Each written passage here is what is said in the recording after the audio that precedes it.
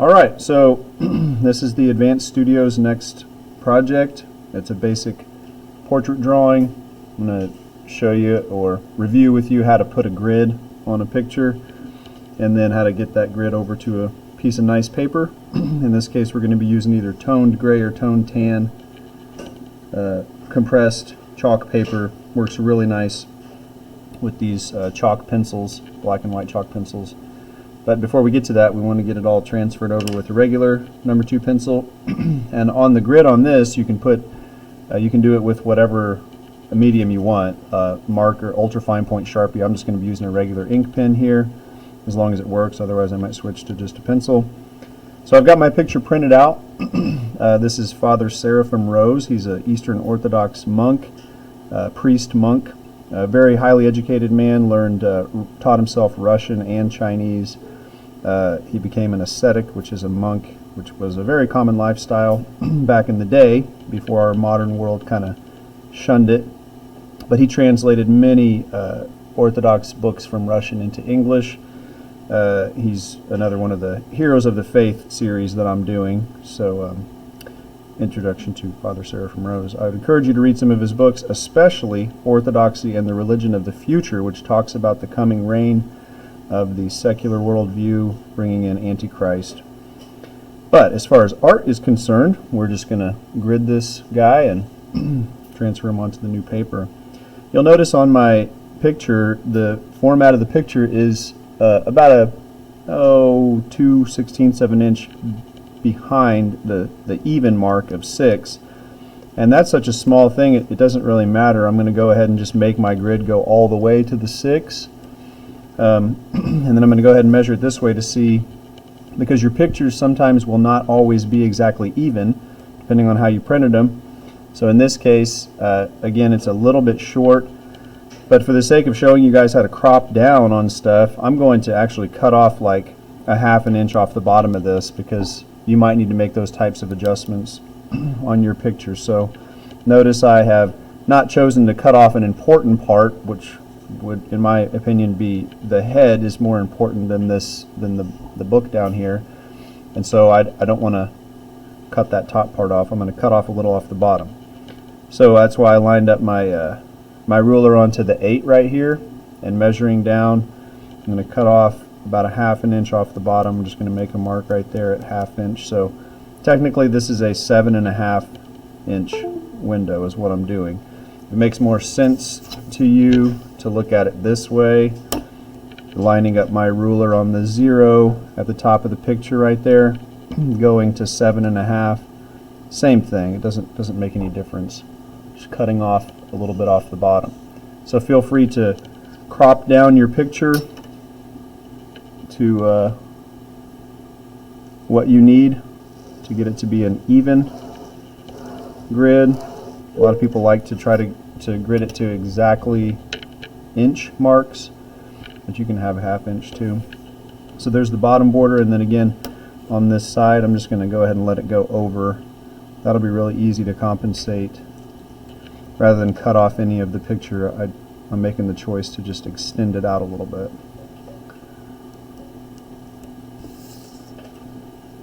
So if you're doing this at home, you need to pause the video and figure out what the format of your drawing is going to be, what the cropping on your picture is going to be.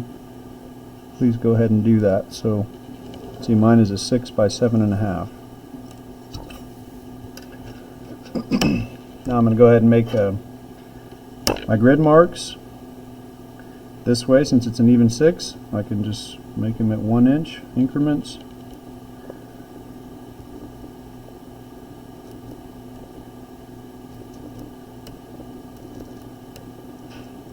I like to make them at the top and the bottom, left and right side, because then you can just connect your marks and make sure stuff's going vertical and horizontal the way you want it.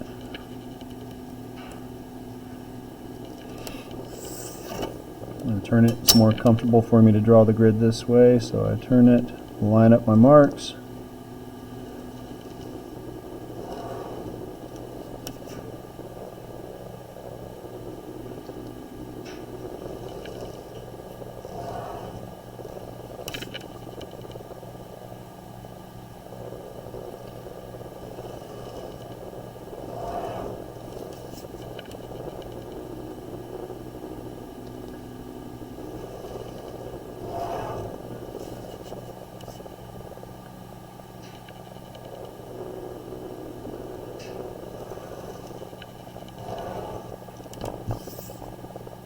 1 inch that way.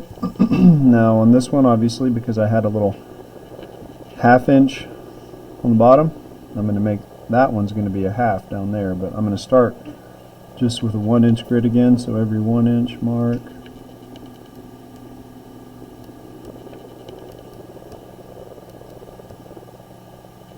And then that one's a 1/2.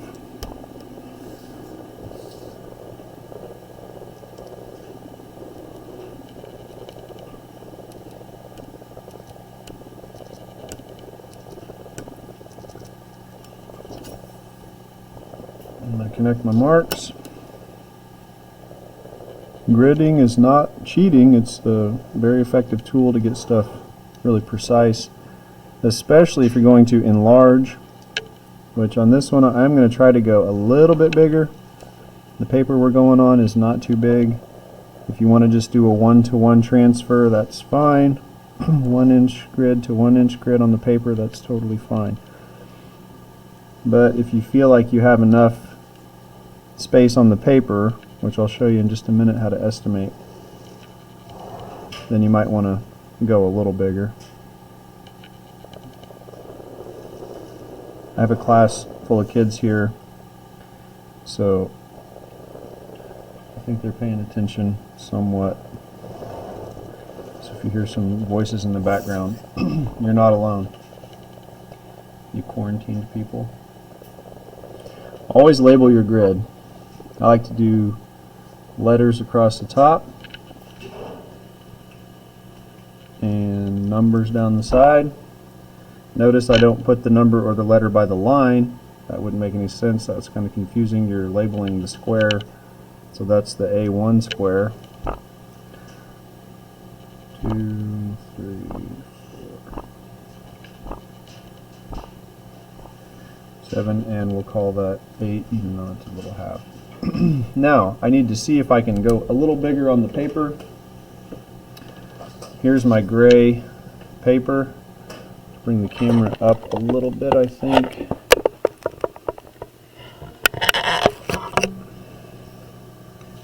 So you guys can see the size of paper we're going on here is actually a 9 by 12. And so, if I had a 6 inch grid this way, and I went to make these 1 inch squares, make them 1.5 inches, I'm going to see if I will have the space to do that over here on a 9 inch grid. So I'm just estimating, again, every 1.5 inches, so 1.5 inches would be 1 square, and then it would go to 3, that's 2 squares, 4.5, that's 3 squares, 4, 5, 6. I'll have exactly what I need there if I go to 1.5 inches. Let's see if I'll have it this way. Again, this is 7.5. If I make 7.5 squares over here, will I have enough to get my, if I make 7.5 1.5 inch squares, hopefully I'm not confusing you, I'm just going to count every 1.5 inches to see if I can have 7.5 of them. So here's 1, and then 1.5 inches would be 3. So that's 2 squares. I'm just going to count every 1.5 inches. 3, 4, 5, 6, 7, and this last one only needs to be 1 inch. 7.5. I'm going to have it. So I hope you understood how I figured that. If not, just do a 1-to-1. Make it easy on yourself, or rewatch the video. Now, this next part, when you put the grid over here on the paper, make sure that you draw lightly. Cap? No cap. Cap. Okay, draw lightly. I still don't understand that expression, but No cap. no cap, draw lightly. So look, so I'm drawing lightly. I've got my my ruler lined up over here right at the edge because I've already calculated that I'm going to be able to get 7 1.5 inch squares. Now look, I'm just marking it right here in the middle so you can see 1.5 inch, 1.5 inch, inch and a half, inch and a half, inch and a half, and then boom. Do I have 6? 1, 2, 3, 4, 5, 6. I'm going to go ahead and make a couple more toward the top so I can connect them easy. Again, drawing light, no cap. Draw lightly. You guys almost made me mess up. 4 and a half, no cap. Draw lightly. 6, 7 and a half, no cap. Draw lightly. Draw lightly. Understand? Now I'm going to go ahead and thank you. Go ahead and connect these marks here. Very lightly, holding the pencil down like at the end of the pencil.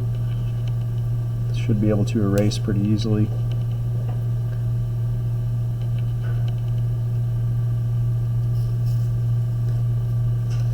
This is just a regular number 2 pencil, Adrian Community Library. No cap. Daniel, sit down.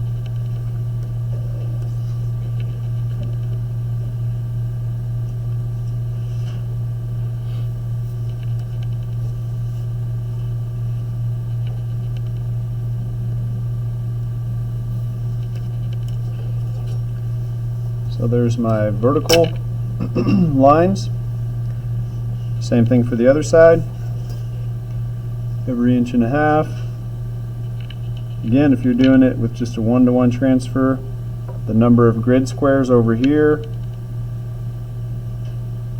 the size of them I should say, should be the same as over here if you're doing 1-to-1. Notice my 1-inch squares went to 1.5-inch squares over here. So I'm enlarging a little bit. Really, it only matters if you have the same number of squares. 1.5, 6, 7.5, 9, 10.5, and then that one only needs to be an inch to make up that.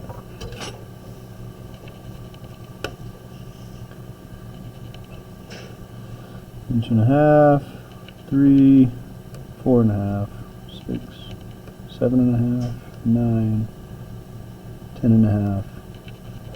Okay. Alright, now we got to connect these. Again, do not draw dark. We don't want to see grid lines when we're done with the drawing. Draw them light. Barely push the pencil down to where it will erase very easily, but dark enough that you can see it and use the grid.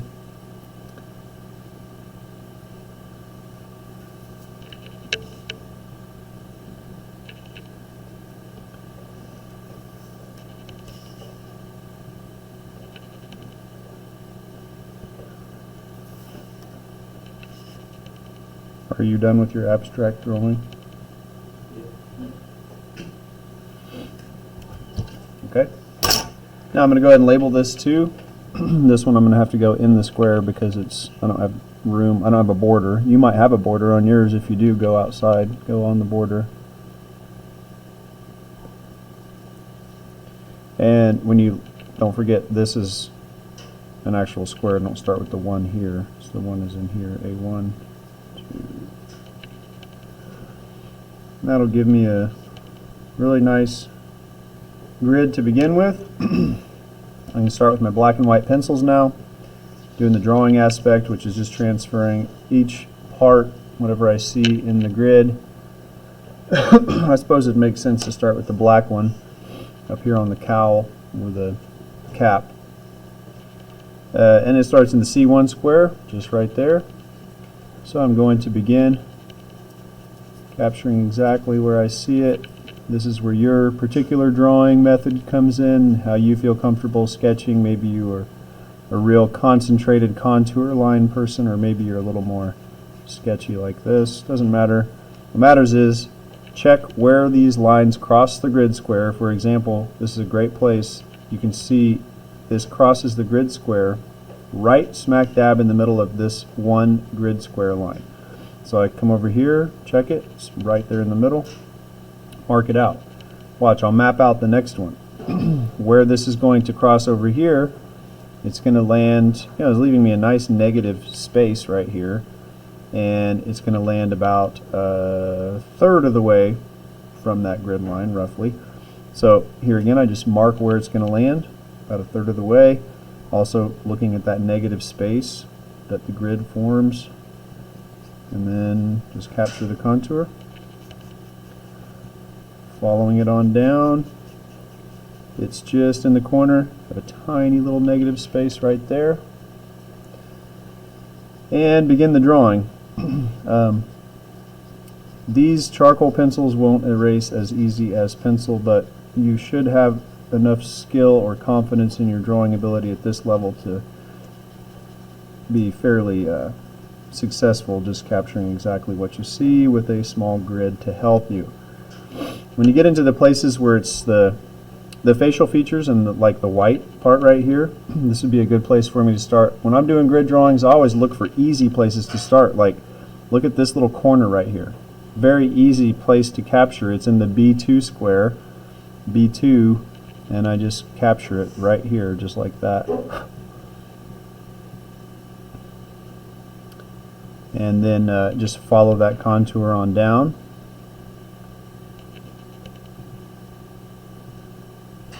Curves a little bit to make the cheek.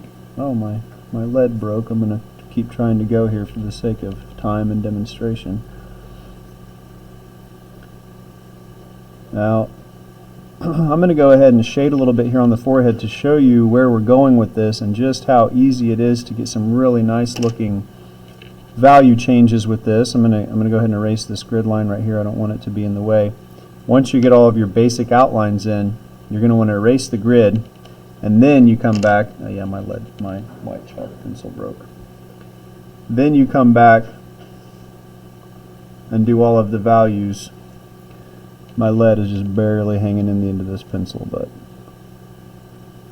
I think you guys will get the point. I'm laying down the white value where I see it here.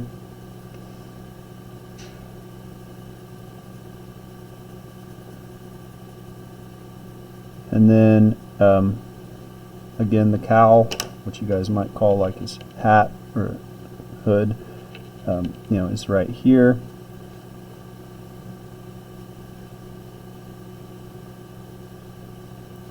And now watch, I'm going to take the little blender tool right here, and you'll find this is so easy to control on this compressed paper. I'm going to pull a little bit of that dark down here for the shadow. It'll also erase pretty easily, really, once if you need to get some highlights and stuff. But you're going to move on through the drawing, capturing it all. Again, capture all the contours first, then erase the grid, and then spend time doing the values. Here are some examples real quick. Sorry to get the views on my new YouTube page. Just kidding. Here's some finished examples. Charles Haddon Spurgeon, the Prince of Preacher.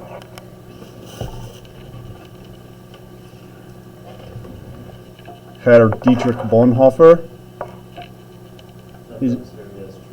No, this is Dietrich Bonhoeffer, spy, pastor, martyr. If you guys don't know these people, I would encourage you to look them up. And there's John Bunyan. Wrote a little book called The Pilgrim's Progress.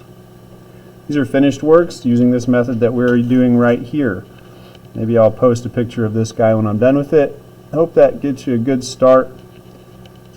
Have a nice day.